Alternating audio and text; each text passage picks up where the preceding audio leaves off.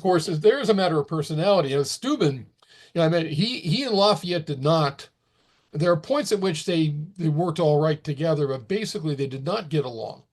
Lafayette a couple of times made remarks about Steuben being a mediocre Prussian.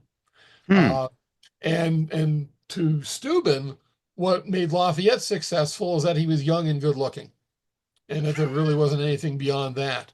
And I'm not a big fan of Lafayette as a combat commander. I think he was there were a good number of American generals who are considerably more talented than he was. Yeah. Um, but there's this wonderful quote, wonderful and awful at the same time, that Steuben makes when he's told that Lafayette back in France is being adored by the women of the French court. We see him as having single-handedly won the revolution.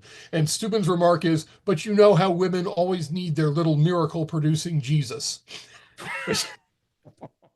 um, Oh, that wow. there's a certain amount of bitterness there, and it really, that's honestly, that's the tragedy of Steuben's life. Certainly seen from Steuben's eyes, is that during his lifetime, despite the accolades of ordinary soldiers, he never got the recognition he deserved, and he was aware of that. He never got the pay that he was promised.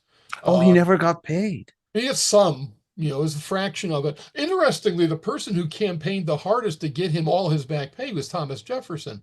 And I say interestingly because he and Steuben were not friends when Steuben was working with him in Virginia. And it says a lot about Thomas Jefferson, honestly, that though Jefferson didn't especially like Steuben, that he worked very hard to make sure that he was recognized. But yeah, Steuben, on the one hand, was a spendthrift. Hmm. He dies in 1794, essentially broke,